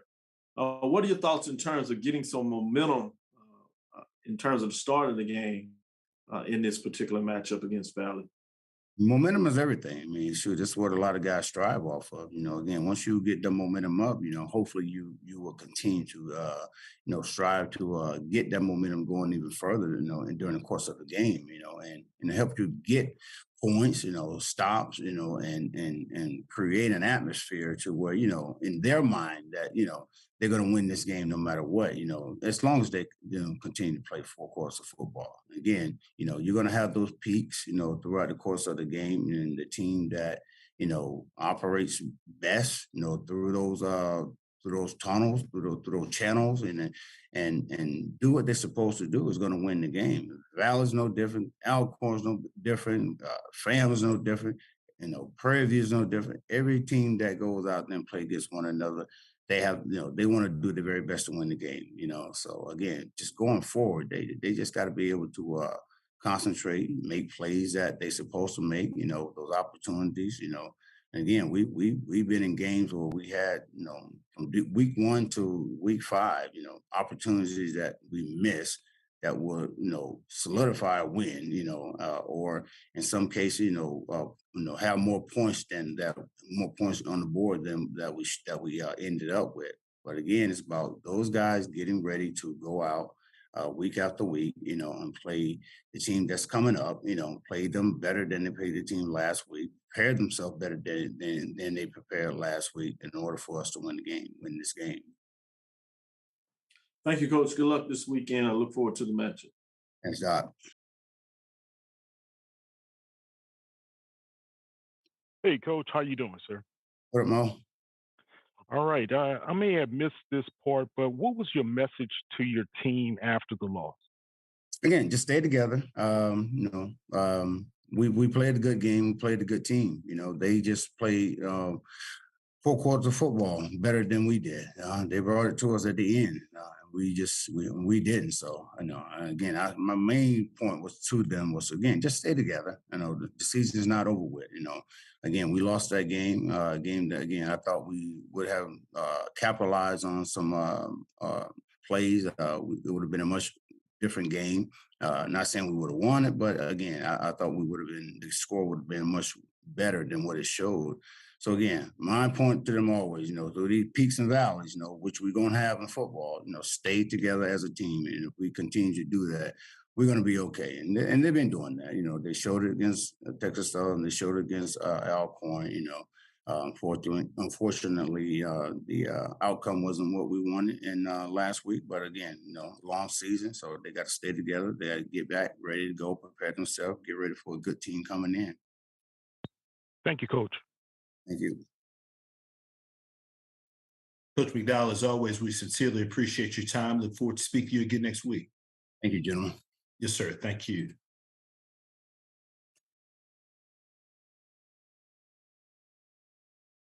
Sincerely appreciate you taking some time out of your schedule to join us. If you could please start us out with an opening statement recapping your team's most recent road victory at Arkansas Pine Bluff. Yes, good morning. Had to take a visit down to Pine Bluff. I knew Coach Hamp has been having some close ball games. I know the team was going to be prepared to play, and it was going to be a tough outing. It has always been going against Pine Bluff, but fortunate enough, we got some things. We got off to a bad start, but didn't get off track. Just continued to go. Our defense kind of carried us a little bit, where the offense got on track and was able to put a couple of points up on the board, but still was a hard-fought contest to the end. I commend my guys on just staying the course and understanding what a 60-minute ball game. Have we played it yet? Not quite yet, but when you talk about the conference, you're going to have to compete for 60 minutes, and we understand that. Fortunate enough, we made more plays than what they did and came out with the victory.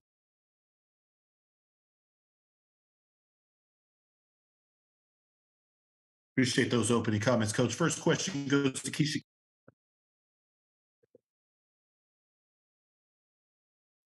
Hey, Coach. Good afternoon. How are you? I'm doing well. Good morning. I'm sorry, it's afternoon. I'm in Atlanta, so it's afternoon on my side. Yes. So, Coach, okay, so you talked about playing a complete ball game, talk about 60 minutes. Coming up this week, you have a tough opponent in FAMU, and we know how the atmosphere is in Bragg Stadium. What do you think the players are thinking, or what is the atmosphere going to be like on the Bluff, and how are you preparing to make sure you execute all 60 minutes to win that game? Well, I tell you what, I do know it's going to be a great game day atmosphere. There's no question about it. I done witnessed both ways on the same sideline and on the opposite sideline. So I know that Jaguar Nation will be out here looking for a good opponent to come in. When things take place like that, a team coming in that's playing at a high level right there, fans want to come and see a good football game. Now, it's just up to us to go out and do the things that Southern University can do. And I think we just got to continue to execute at a high level. When I look at the team, I gauge the team in a different way. I do understand comments and concerns, but as we prepared, we're preparing our team for a hard-fought contest, and we're ready for to go 60 minutes, and we're going to always accept the challenge. All right, and follow-up question, Coach, are there any things that you have looked at in FAMU that concerns you in their team? Yeah, their football team. They got a good football team. But they're playing some good football right now. When you take a look at it, it's kind of, it's just so strange. The teams are almost identical when you talk about they got a strong defense, but I do know that the offense is very, very explosive. Just got to tweak some things here and there, and Coach Simmons will have those guys going.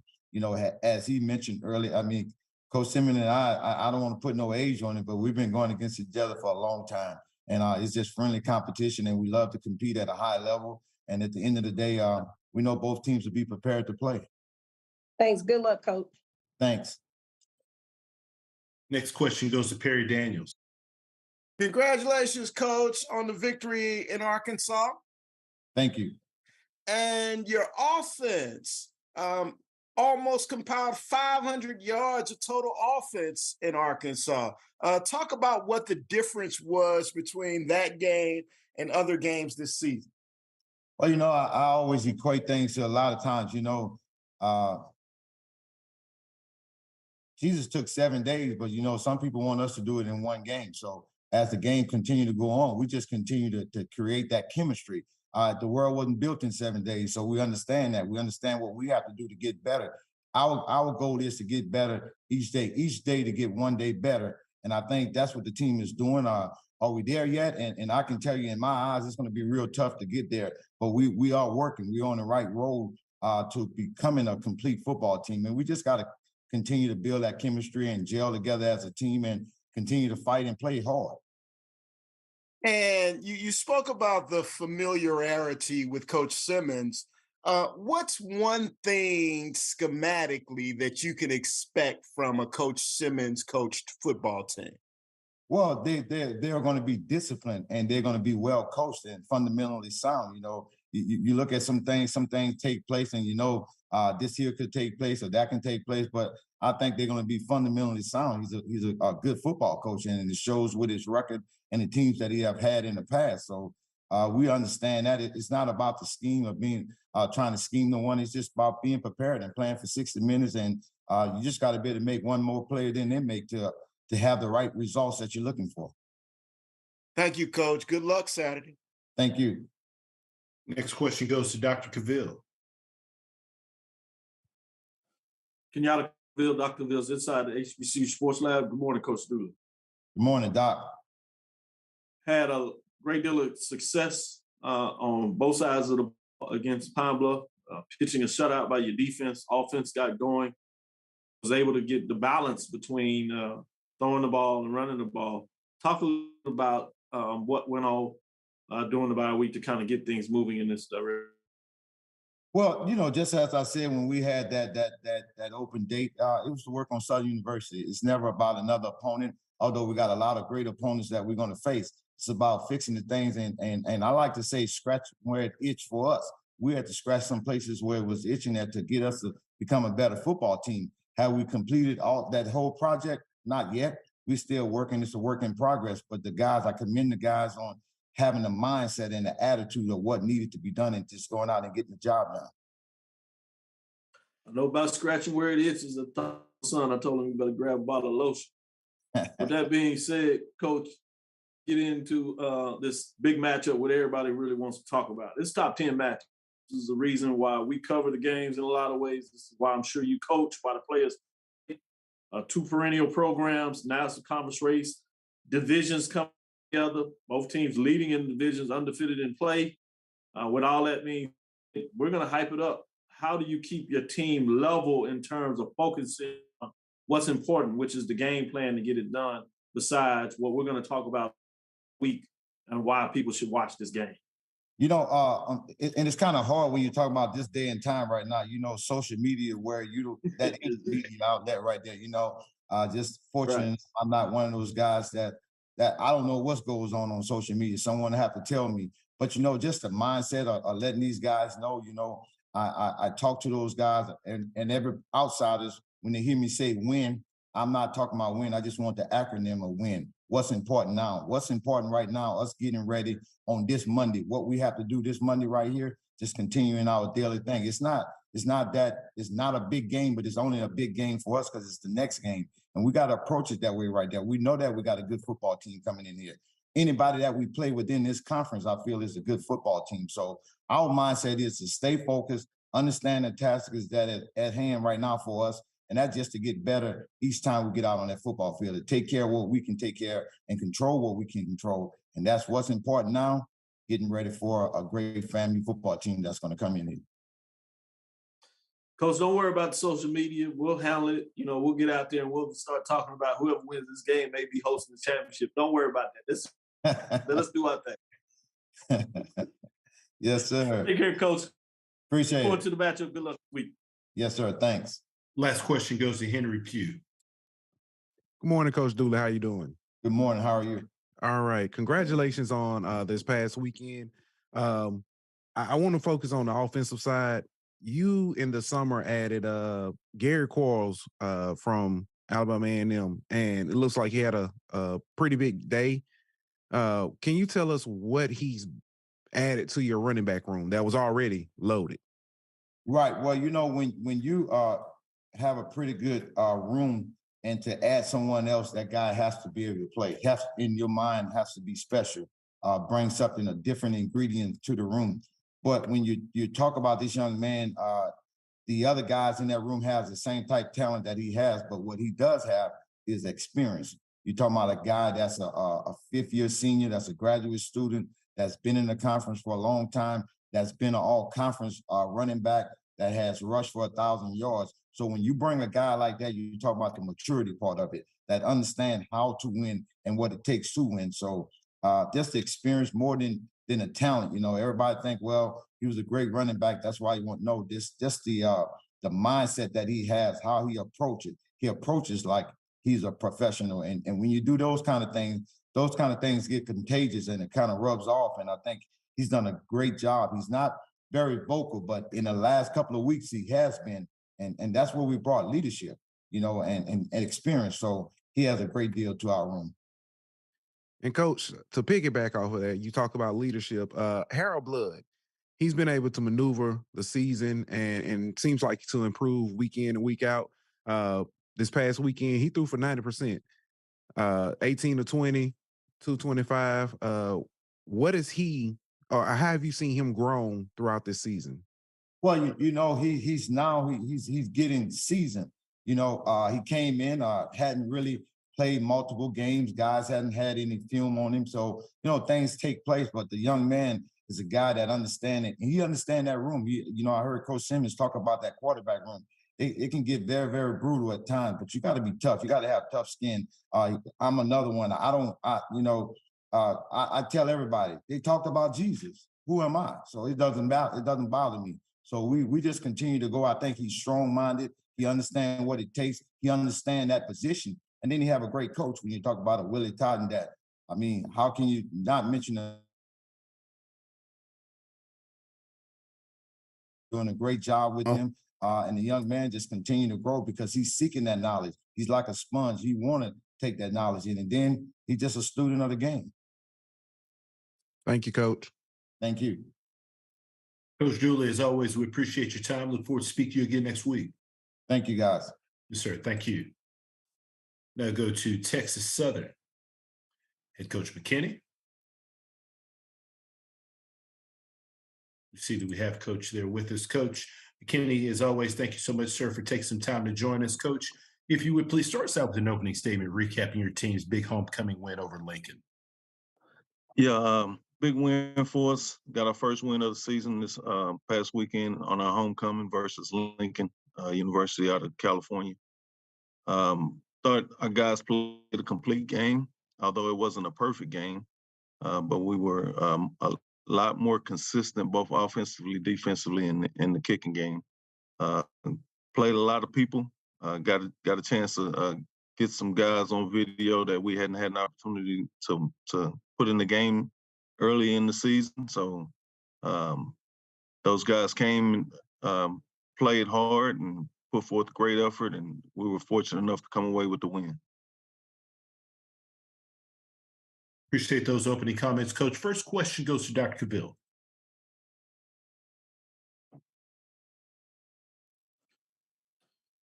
Kenyatta Cavill, Dr. Cavill's inside the HBCU Sports Lab. Good morning, Coach McKinney. Good morning, Doc. Congratulations on the win. I want to talk a little bit about some running backs here that really jumped off the sheet and got it done. Ladarius Owens, 13, 139, got in the ends of Corey Howard.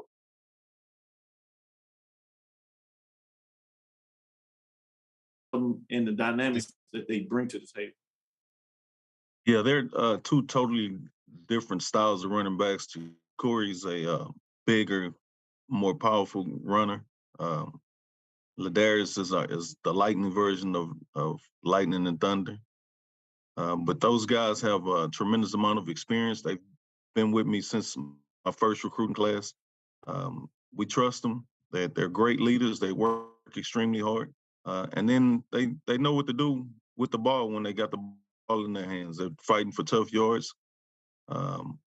Ladarius brings the element of being an all-purpose back, where Ja'Cory is more of a power back, a short yardage guy, a goal line. So you'll see Jacory probably have more touchdowns, where Ladarius will have more rushing yards. With that being said, you go into your open week. It's been arduous schedule thus far in terms of some tough matchups. You talk about, I imagine some of this is going to be about heat a little bit, but besides that, or if that, you talk about a little bit of what your plans are for this open week. Going into the bye week? Yes. Yeah, I go for our bye week is one is to get healthy. You know, we played a tough schedule these first few games. We want to, get back as healthy as possible. But two, we need to work on some things. We need to work on us become better tacklers, understanding the scheme a little better, and be able to execute better with what we're trying to do, as opposed to preparing for an opponent. We need to improve TSU football. Thank you, Coach. Look forward to the following week, Matt, as you get on the road to Bethune-Cookman and Daytona Beach. Thanks. Thank you, Doc. Next question goes to Kyle Mosley. Hey, Coach, how you doing? Good. How's it going, Kyle? Good, good. Jace was 14 of 23, and then you have Jordan Davis. He was 2 of 3, and he had a touchdown pass. As far as your quarterbacks are concerned, I know you have an extra week to be able to prepare going into the following game. How do you feel after the announcement with Andrew redshirting? How did they respond, and how do you feel about them going forward? Well, they've responded well. Jace has stepped in for Andrew since week 2, and he's trying to find his way or make the team his per se. And he's out there doing what he started doing what a backup quarterback should be doing, and taking over and maintaining a certain level of play. But he's slowly making the team his. He was 14 for 23, I believe, with about 4 drops, and so he could have easily had a higher completion percentage in the game this past weekend. But he doesn't quite have the experience that we'd like. That's why you play games, and so as long as he continues to improve and our O-line continues to protect him, we feel good about our quarterback situation. Okay, and talk about those drops. I know a couple of weeks ago you told me that was a concern from your receiving group. How do you correct that going into the bye week? Yeah, it's just something that we got to focus on. Got to work a little bit harder at. Just concentration and squeezing that ball when we get our opportunities and tucking it and putting it away. You got to have pride in being a pass catcher, and so guys got to work at it, and we're about to get after it here today and rest of this week, and that's one of the things that we have to improve upon. All right. Thank you, Coach. Thank you.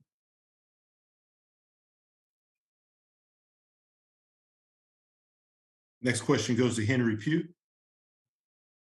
Good morning, Coach. How are you doing? I'm good. How are you doing? Doing well, Coach. On Thursday evening, we received the news from Andrew about him being out for the remainder of the season. With that being said, is he still around the program as far as helping with the other quarterbacks and stuff, or is it kind of he has to be away with the health issue? No, he's definitely around. He's a part of the team. He's in every meeting. He's at every practice. He's just following his doctor's orders, and he was voted team captain, so he's been every bit of the team captain, and he's been a leader with the quarterbacks and coaching them up and showing them things that he sees when he's out there, and things, just giving them tips as he should. And so Andrew's been very much a part of the program. All right, thank you, Coach. Thank you. Coach McKinney, as always, we appreciate your time. Look forward to speaking to you again next week. Thank you for having me. Yes, sir. Thank you. Now go to Jackson State. Head Coach Taylor. Coach Taylor, Thank you so much for taking some time out of your schedule, excuse me, to join us. Coach, how y'all doing? Doing pretty good, Coach. How are you, sir? I'm good. Coach, if you could just start us out with an opening statement. Enjoyed the bye week. You know, we got some good work in those on last week as a program. Going into the weekend, you know, gave the guys a couple of days off to get some rest. So we in a good spot right now. Looking forward to this week against Alabama A&M, the Gulf Coast Classic. So we back at it. Came in on yesterday and had a solid practice. You know, just getting guys back on their feet, moving around at a high tempo. So I'm looking forward to this weekend. Appreciate those opening comments, Coach Taylor. First question goes to Charles Bishop. How you doing, Coach? Hey, what's going on, Chuck? I want to ask this question. You're obviously familiar with Quincy Casey, and it looks as though he's seemingly kind of turned the corner as a passer the past couple of weeks. But what has been your evaluation of how he's looked thus far this season? He's looked settled. He looked settled in the offense. You know, him transferring in there, it took him some time to settle in and get on the same page with the coaches there, the coordinator there. But he looks settled in as a quarterback. You know, making good decisions with the football.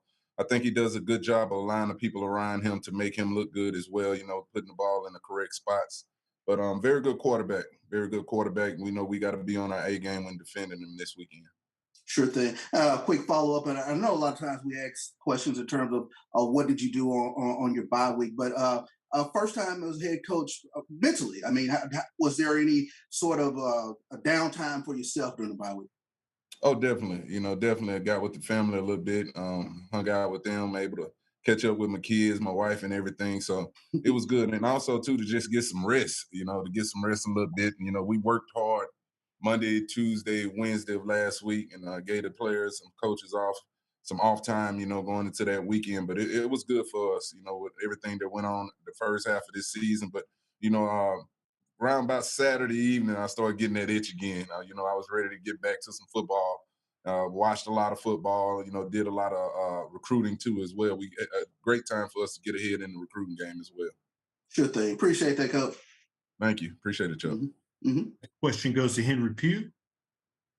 Hey, good morning, Coach. And I verified the time. It is still morning. So good morning. Good morning. How you doing? Doing good, Coach. Alabama A&M comes in this game extremely balanced, passing and running the ball. How have you guys planned to, I guess, take on that attack, not being able to, I guess you can say, single out one side or the other? We just got to be where we're supposed to be on the football field as a defense, you know, and play hard with great effort. Want to get 11 hats to the football. Dwayne Taylor, their offensive coordinator, does a great job over there. He's been doing a great job as a coordinator, you know, over the years. You know, good offensive staff over there. But we got to be where we're supposed to be on defense, do our job, get 11 hats to the ball, and, you know, allow our athletes to make plays. All right, Coach. And lastly, I want to ask you about your special teams. I know you had a few kickers that were banged up and a punter as well. Where you guys sit as far as health-wise with those gentlemen? Hopefully we get some guys back this week. You know, I'll get with the training staff some more on today. We met briefly on yesterday about some guys and, you know, just trying to get them upright and get them through the games, you know, get healthy, continue treatment with those guys, and hopefully we can get them back on the field. You know, it was a thorn in our side against the Bethune game when you don't have any kind of kicking game whatsoever. We're going for 2 points. Didn't have a kickoff person really out there that had been, you know, was able to get some true work. So, you know, we'll try to get those guys back on their feet and get going this week. All right. Thank you, Coach. No problem. Thank you. Next question goes to Dr. Cavill. It's Kenyatta Cavill. Dr. Cavill's inside the HBCU Sports Lab. Here on the cusp of it. So good morning, good afternoon, whichever one you want to take. Right at it. Just wanted to say, it's amazing when you think about the coach's life. Fascinating to say that you got a chance to spend some time with your kids. We take it for granted. So thanks for doing what you do. With that being said, let's get into this action. It's a big matchup in the East. In terms of the seeding, obviously, you still want to focus on ability to stay in the race. And to do that, it's better to do it from a wins perspective. Yeah. A lot of that we'll talk about from a media perspective, but focus on Alabama A&M's Bulldogs. Obviously, you talked about their offense, but what about defense? How do you look at what they do on defense and what ways they attack? They got some big guys on the defensive line on the inside up, and they're two big D tackles that play well for them. Second level, third level of the defense really flies around, and they do a good job of getting turnovers. You know, we've been emphasizing that we got to protect the football against a group like this and not give their offense too many opportunities on the field. But we just got to be better on the little things like third down, red zone. We get those opportunities to extend drives and score points. But just definitely don't want to turn the football over. Go out there and execute, and don't put too much on our offensive guys' plate. And, you know, allow these guys to make plays going into this weekend. Neutral site game in terms of conference game. What is your overall thoughts about playing neutral site for a conference game? I ain't gonna say what I'm thinking, but you know, it is what it is. It's a conference game for us. Give me another season, then you know I'll let you know. But nah, yeah, you know. Let me ask you more. Played last year. Say it again, Doc. I'm sorry. Go ahead. Follow. I'm sorry. Okay. Interrupt. But no, it was a great atmosphere on last year. You know, we got over there, Gulf Coast Classic. Mobile did a great job of laying out the red carpet with the banquet, everything when we pulled up there. The thing that was pleasing too, also a great turnout. You know, Jackson State really showed up in that game on last year, and we're expecting the same things this year. But regardless for us, again, it's the next one on the schedule. Like you said, an Eastern Division opponent, so we got to be ready to play and you know put all the other stuff to the side. You know, like I always say with those classics, you know, the pageantry and stuff is really not for us. You know, it's up to us to go out here and execute and, you know, be the best football team on the football field that day. Thank you, Coach. Look forward to the matchup. Thank you. Appreciate it, Doc. Thank you. Next question goes to Jay Keith. Hey, Coach, it's JT. Can you had another week with Leonie Armenta. Can you talk about her progress and if you plan on maybe using her again? We'll see how she does this week. You know, I think the week before she didn't have but like a couple of days of work of going into that game. So that's why we didn't really use her that much. I think a lot of people thought it was her kicking throughout the game, but she only had that one opening kickoff and the rest was a running back kid that we plugged in, you know, to do the rest of it. So we'll see how, you know, does this week for us. We'll continue to evaluate her. And if she's good to go, you know, we'll put her out there and see what she can do. Coach, did you realize that follow-up question? Did you realize that you were making history and she made history as the first SWAC, female SWAC kicker and HBCU kicker? I mean, your thoughts on that? Yeah, I did. You know, I did. Like, I'm the type of person, whoever can help us go out here and win football games, you know, I'm going to put that person in the right position to help us. But I kind of figured, you know, that was some history we were making there. But it was a great opportunity for her to come out and, you know, help this football team. And then at the same time, vice versa. We were very proud of her, what she came out and did in that game. Thank you, Coach. Thank you. Next question goes to Kyle Mosley. Hey, Coach, how you doing? I'm good. How are you? Good, good. Talk about your defense and how they have been evolving over the past few weeks and going into a challenge against Alabama A&M. Defense has been playing very good. You know, coming off of that Texas State game, I really challenged them, pushed the coaches on that side of the football and those players to come out a couple weekends ago and play well at home, and they answered the bell, you know, with turnovers, scoring touchdowns, and, you know, able to generate a safety. So I'm very pleased where we are with the defense. We got getting some bodies back off the injury report too as well. Week in, week out, that's been a plus for us. And now they're able to gel. You know, the guys that started out in training camp, all those guys are out there together as one. You know, we're getting some depth back. So I feel real good where we are defensively right now going forward. Okay. And last question, Irv Mulligan. Again, I just think the world of what he's been doing for your program. Talk about him as well as the other running backs and how they bring balance to the offense. Oh man, they've been doing a spectacular job since game one. You talk about Irv Mulligan. I mean, he runs behind his pads, he runs with violence, and just approaches the game, the right way. You watch him in practice, I mean, it's just like he's playing the game. We have to dial him down a lot of times as well. And then I think what had happened was it got contagious to those other backs.